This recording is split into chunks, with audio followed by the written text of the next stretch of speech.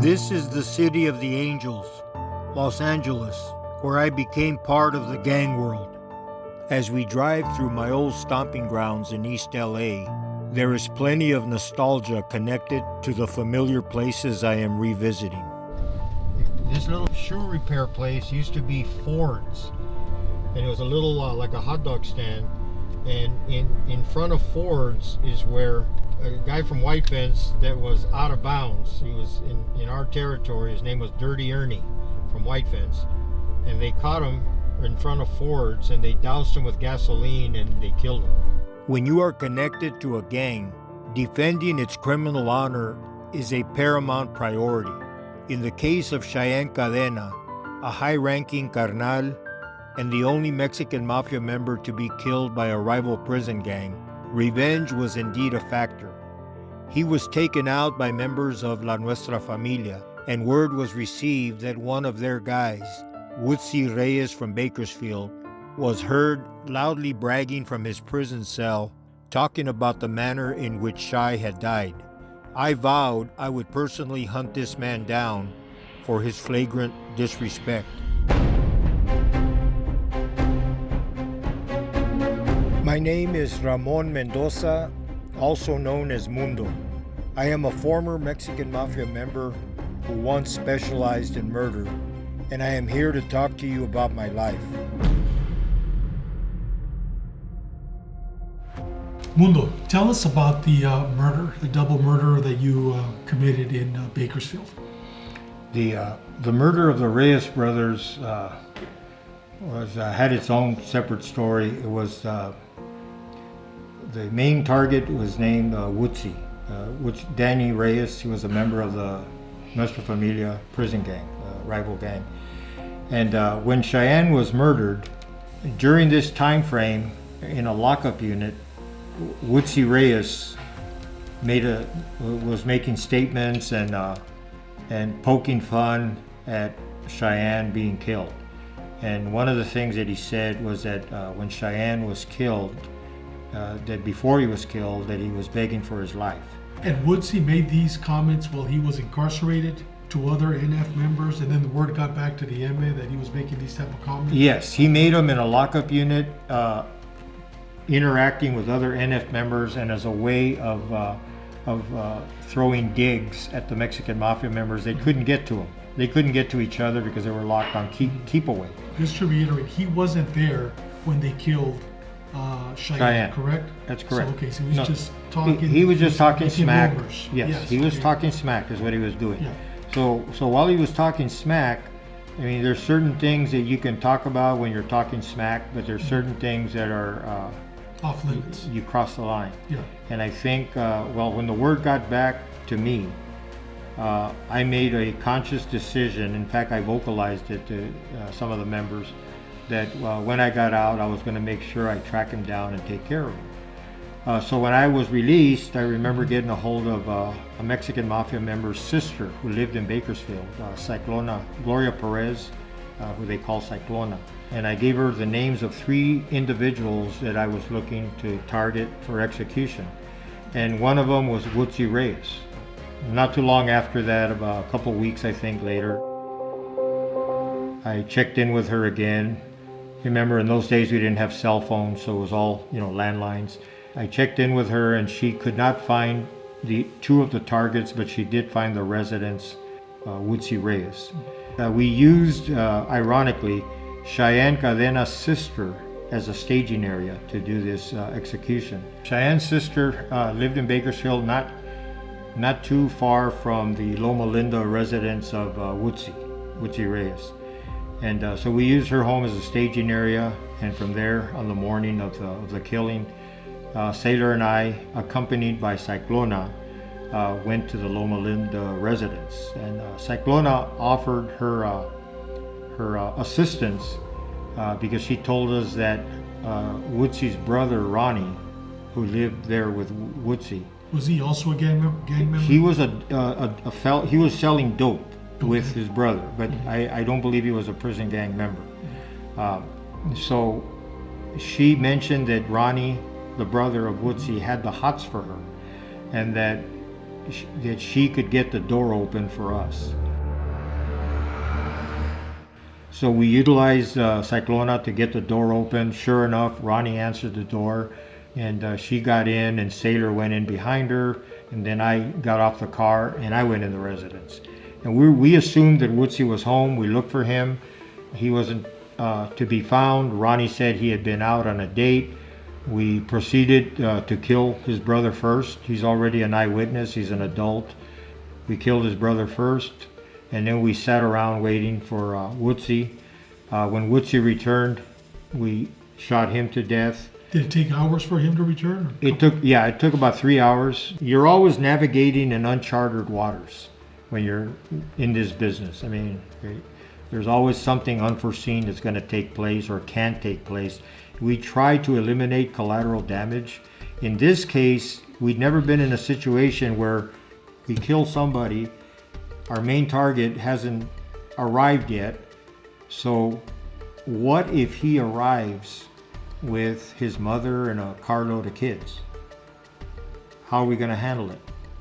Okay, so we agreed that if they're adult eyewitnesses, they have to go, because we already have a dead body in the house, and here he comes in the house. What are you going to do? You got to do what you don't want to do. So we silently were hoping that wouldn't happen.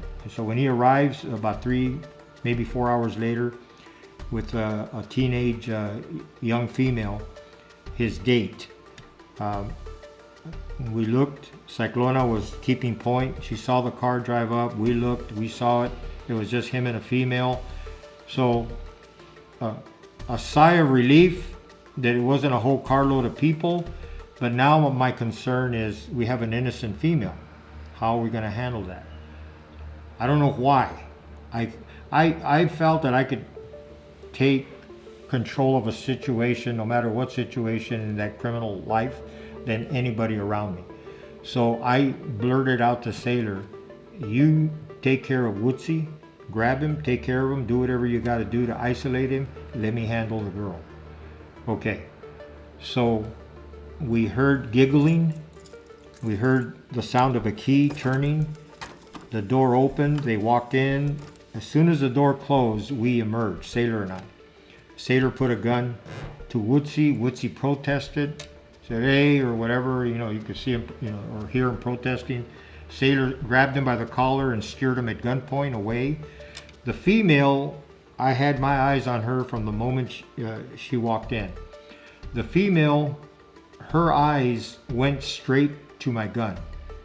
And she looked at it in shock, like that was the cobra that was going to strike. Yes. And I guess anybody that sees a gun pointed at them, you're not going to be looking at your killer. You're going to be looking at the gun. It's like, uh-oh, let me get out of range or something.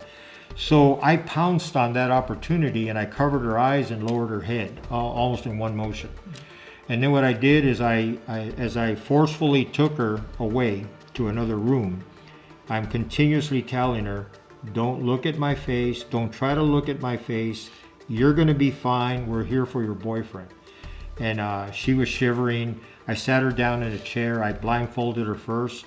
Then I put some socks in her mouth that were in the bedroom. I gagged her. Her whole body was trembling. And then I assured her, as I tied her to the chair, I gave her some additional comfort by telling her, remember, we're not here to hurt you. We're here to take care of your boyfriend. So just be calm, be patient, nothing's going to happen to you. And she kind of nodded.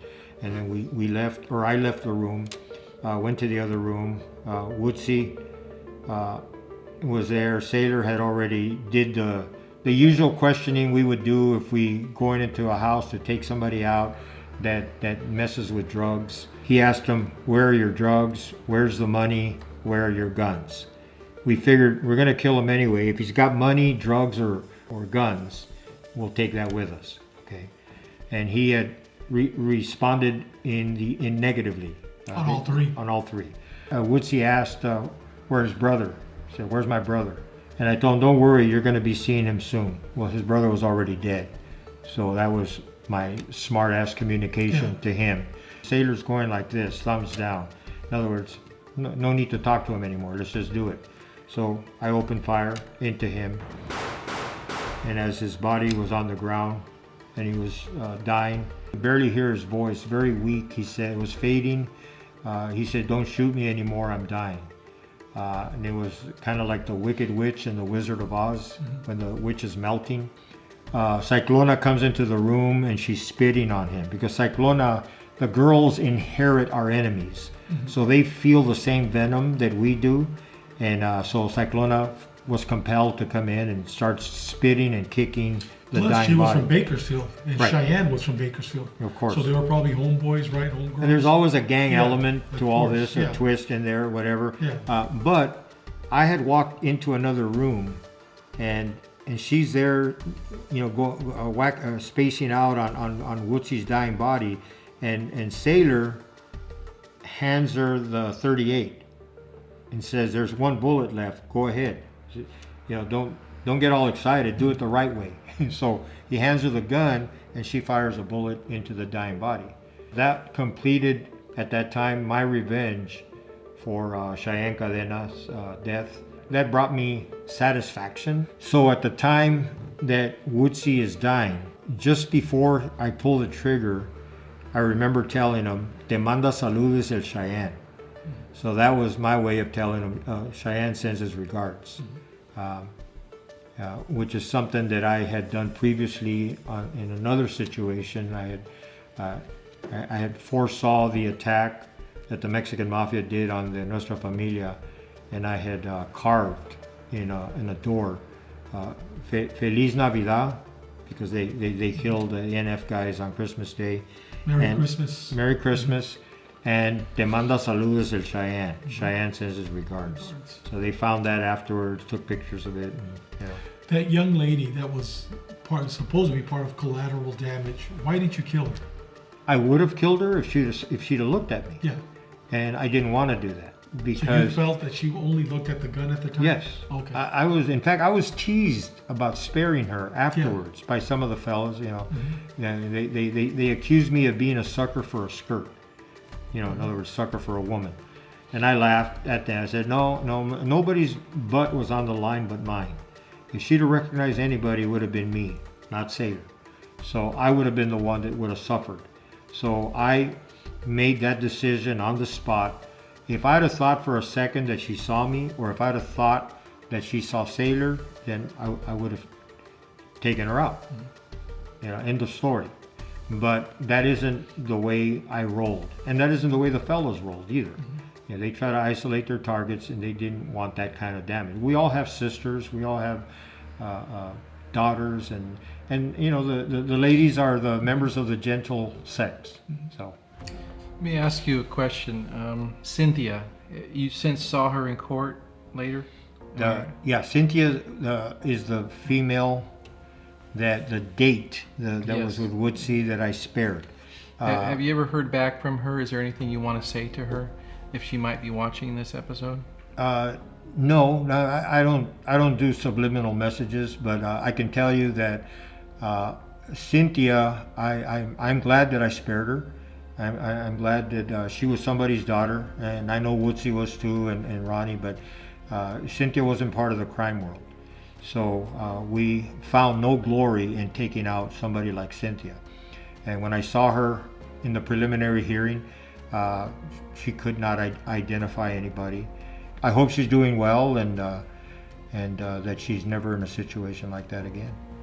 Okay, so let's fast forward to the arrest and what happens on the Grapevine.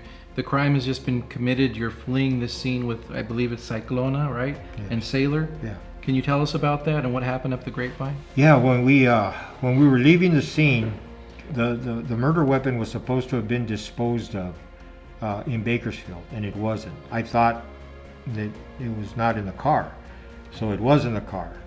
And the only way I found this out is because as we mounted the Grapevine, which is a part of the interstate, Highway 99, that reaches a high elevation before entering Los Angeles.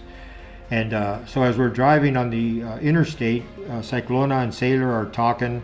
My eyes are everywhere. I'm looking at the terrain in front of me. I'm looking at my rear mirror. because I know that we're wanted people. And we were not aware that they knew what we were driving or anything, but I never wanted to assume that. So as I drove past a clearing, somewhere maybe near Gorman or one of those little towns there, there were two highway patrolmen in a clearing standing outside their vehicles, one facing the interstate, one facing the other officer. And the one facing the interstate suddenly tensed, did a double take, and I caught all that in a split second. When I saw that, I knew they were going to be behind us. So I quieted Sailor and Cyclona down, and I told them, okay guys, whatever, if we have any contraband in the car, we need to get rid of it now, because I think, there it is, here they come, they're following us. It was a California Highway Patrol car. And so Cyclona said, well, what about the gun? And I'm looking like, what gun? And Sailor says, yeah, we got to get rid of it. And then I find out from Sailor, that's the murder weapon. So the craziest part of this is they remained about a quarter of a mile behind us. And so I'm assuming they don't want to pull us over because they have an APB. They were armed and dangerous, and you know what those warnings that they give out. So they're probably called ahead, and they probably have officers mobilizing on the other end, and they're going to effect a stop somewhere. So we have time to get rid of the murder weapon, and I'm trying to find an area on the grapevine. And so we would occasionally, when we're hitting curves, catch blind spots. So at one of those blind spots, I told Cyclona to throw the weapon out the window. So she heaved the murder weapon out the window, and you know there's mile markers back then at that time. And so I guess every mile there was a marker, and of all the luck in the world, the gun hit a mile marker and bounced back into the freeway. So I was like mortified as I'm driving, thinking, oh man, hope they don't find it. And behind us was a big rig. So the driver later testified that he saw what appeared to be a weapon coming out of the car, and that it bounced in front of his truck, and that his truck went over the gun. And he doesn't know if he ran it over or whatever, but apparently at the end of the day, his truck ran over the gun, and it destroyed the barrel sufficiently to where they could not do a ballistics. And so it went from bad luck to good luck, but we didn't find that out till later. The Lake Hughes Road exit, coming off the Grapevine, right under the 76 gas station sign, is where there was a gauntlet of black and white units. I call it a gauntlet because they didn't do a roadblock. They had already cleared other cars from there, and then I'm sure the chippies behind us was probably doing the same, but there were no cars that I could see ahead of me, and there was nothing but black and whites on both sides of the freeway. And they were armed, they had their guns out, and then on an intercom I could hear one of the officers commanding that I pull the car over, and to slow down and pull the car over and move to the right. I remember telling the occupants of my car to put their hands in plain view so that some young cop doesn't panic and open fire, and you know we get killed they may think we're armed or something, and any wrong move they may misinterpret as us going for the gun. And everybody complied, and as I pulled over to the right, and they one by one they made the occupants get out of the car. I was the last one, and I thought I had put my car in park, but it was in neutral. So if I take my foot off the brake, the car's going to lurch forward. And so I'm thinking these guys will open fire thinking I want to get away. So I just stood there, and they keep commanding me to get out of the car, and I keep, they can't hear me because they're at a distance. So there's one officer, Officer Velasquez, LA Sheriff's deputy, he walks up with his gun drawn, and he points it at my head, the driver's side, and he tells me, don't even think about it. And I told him, look, calm down. Look at my foot. It's on the brake, but also look and see that I'm on neutral. So tell your guys that I want to put it in park. So he saw, and he told him, the car, he's gonna move his hand to put the car in park. So I got him covered. So I went ahead and engaged the car and then complied with his orders. Fast forward to the booking process. If you can just go and talk about the occupation part of it and what was put on the booking slip. Well, as everybody knows who's been booked, or if you're a police officer, when you book somebody, there's a booking slip that's generated for the incoming resident or inmate. And so when the one officer got to me, and then he asked under my occupation, he asked what my occupation was, and I said, just put anything you want. He kind of smiled and he said, okay. So he typed in on the booking slip, hitman. I looked at it and I wanted to laugh because I found it humorous, occupation hitman. I told him, just remember, I didn't put that down. He said, okay. And it stayed there? It stayed there. Really? Yeah. Wow, that's interesting. I still have the booking slip. Members have kept their existence a secret, but police say they're very real and their lifeblood is murder and drugs. Well, Paul, they have 300 to 400 members in prison, and you double that on the outside. They have a long, violent, bloody history, and the fact that people are starting to turn up dead suddenly could serve as a wake-up call that the Mexican Mafia, or La MM, is no myth, but instead a cold-blooded reality. After literally getting away with murder, both inside and outside of prison, I found myself in custody for the Bakersfield murders of the Reyes brothers and was locked up in the Kern County Jail. The media outlets connected me and the two homicides to the Mexican Mafia and religiously covered the pretrial court proceedings. For several years, death and violence had been my constant companions. Because I was programmed to perform nothing of redeeming value, I was prepared to face the consequences of my actions and expected to spend the remainder of my life in prison. Little did I know there was something on the horizon that would alter my life's course. Mundo, you've committed these two murders. You get arrested. During the booking process, they basically say your occupation is a hitman. What happened after that? While I was in the county jail, they allowed people to visit in the jail from the outside. And these were people from the churches, and I would typically ignore them, pretend like I was asleep. One day I got bored and I decided to interact with an old gentleman, over 80 years old. That's where a relationship began, where I'd look forward to him coming and we'd talk. He was a Christian, he was a born-again Christian, and I didn't want to hear it. But I didn't mind the interaction. And the more I got to know him, the more I thought, man, why would an old man like that care about somebody like me? And the people that came in with him, they were so genuine and so full of happiness. Why would they care about somebody like me? So that was the first thing that hit me, that impressed me, is that these guys were for real. They weren't playing some kind of a joke or game. And so as time went by and talking to the old man, I had a time to reflect on my victims. Many that I killed in prison, there were many that I killed on the streets. There were some that are adjudicated that I've been able to share with you.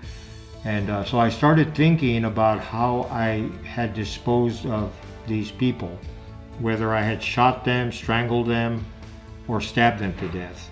And I replayed every one in my mind, and I pictured them dying, how they must have felt when they died, but more importantly, how their families must have felt at the knowledge that their loved one had died. So that was remorse. Remorse is a word that was not in my vocabulary. And now all of a sudden I'm feeling it, I'm experiencing it. Is this something that the preacher talked to you about, having remorse, or is it something that just came naturally? Yeah, no, he never brought up the topic of remorse. That was something that was, he sparked it, because he sparked introspection. I got to thinking, and that's something I never did before. When you're a member of a prison gang and you're demented and you're already on that road and you think my life is over. I got life in prison, so I might as well play out my hand. I'm hardcore, right? You never take time to think about what you are doing and to be honest with yourself. If I was honest with myself as a smart guy, I would know that that path that I had undertaken was not a good path. This isn't something that a normal person does. But I would never allow myself the luxury of self-introspection because I was afraid of the answer, that I was doing the wrong thing.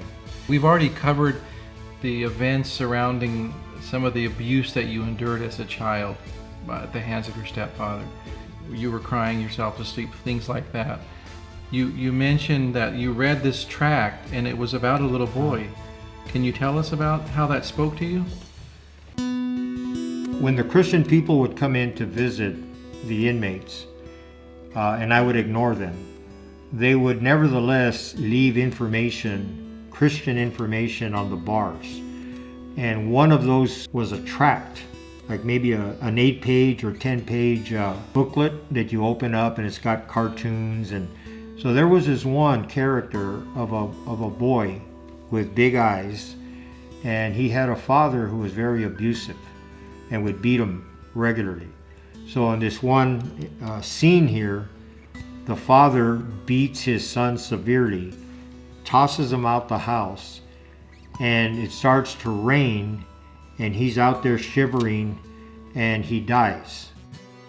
2 angels come for him and escort him to heaven, and he's smiling as he recognizes that he's been saved and that now he's on his way to heaven. That left a very strong impact because I recollected my dad's abuse when I was a youngster. At that time, I remember crying. And remember, there's no audience. So I'm not around other inmates. I'm not around any officers.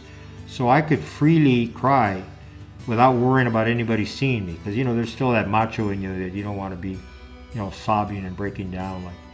God used them to wear me down. I knew who I was. And because I never allow myself to think about what I'm doing in my life, I don't have to face those stark facts. I just continue living that life. So now as remorse sets in for my victims, and I recognized immediately that I had shown weakness. So it was like a voice telling me, dude, you're no good anymore. You've shown weakness. That was my first major hurdle. The bigger hurdle was something that the old man was preaching, and that was that God forgave everybody. I found that hard to believe. I felt the deputies that escorted us to the courthouse, even though they were professional, if looks could kill, we'd be dead on the spot. I'm sure they hated our guts. My victims' families, I don't expect their forgiveness. I think the average American, the average person is not going to forgive somebody that takes out one of their kids. So I understood that. I don't think I could forgive myself. I felt, okay, this is who I am. I'm going to continue doing what I'm doing. And I think most guys today, no matter how tough they think they are or they act, or how much time they're doing, they think it's all over, this and that. They're not considering their souls. I think if they're honest with themselves and had to do it all over again, they wouldn't do what they were doing. There was something inside me that started to change. I started to feel like there was something different, and there was something to what the old man was saying. The more I read the Word, the Bible, the more I decided I wanted to receive the forgiveness that he talked about and that the Bible talked about. So one night I got on my knees in my cell.